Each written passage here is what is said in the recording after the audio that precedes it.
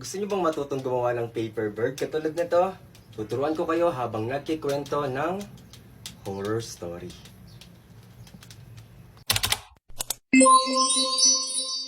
Sabi ng mga matatanda, kapag daw may naririnig na alulul ng aso, meron daw mamamatay.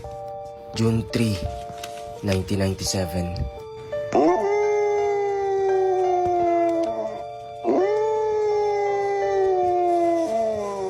Nako, may aso na namang umaalulol. Bakit po, Lolo? Senyales yan na merong mamamatay. Mamamatay po? Oo, Paano naman po malalaman ng isang aso kung may mamamatay? nararamdaman daw ng aso na may mamamatay sa paligid dahil nakikita nila ang elementong susundo sa isang mamamatay na tao. May magsusundo po? Oo, apo.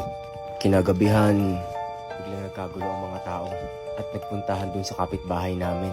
Ano pong nangyayari? Humihingi ng tulong si Aling Pising, yung asawa daw niya. Yung asawa po niya? Ano pong nangyari? Hindi na daw gumigising. Ito ka lang, huwag kang susunod ah. Anong nangyayari? Lolo, pati po kayo aalis? Titignan ko lang, apo. Dito ka lang. Huwag kang susunod. Sige po, Lolo. Ano kayang nangyari dun? At mga ilang minuto ang lumipas, may narinig nilang ako na isang iyak, sobrang lakas na iyak. Si Aling Pising pala. Namatay na pala yung asawa niya. Inatake daw sa puso. Hinahon ka, Pising. Kaya mo yan. Lolo, ano pong nangyari kay Aling Pising? Bakit ka sumunod, apo? Nagulat po kasi ako sa iyak ni Aling Pising eh. Namatay na ang asawa niya. Inatake sa puso. Inatake po sa puso. So, ibig sabihin, totoo po pala yung sinasabi niyo, Lolo. Umuwi ka na doon.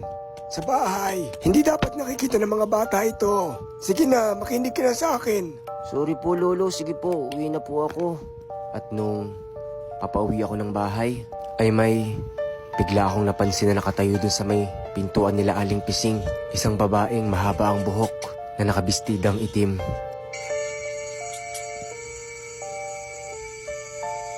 Hindi ko siya kilala at hindi rin namin siya kapitbahay.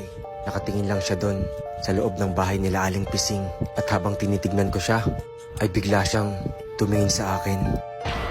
Ah, siguro yung sundo. Ayoko na dito, uwi na ako sa bahay. At tumakbo ako ng napakabilis pauwi ng bahay namin. At mula noon, tuwing may asong umaalulol, ay natatakot ako. Dahil baka magkatotoo na naman yung sinabi ni Lolo.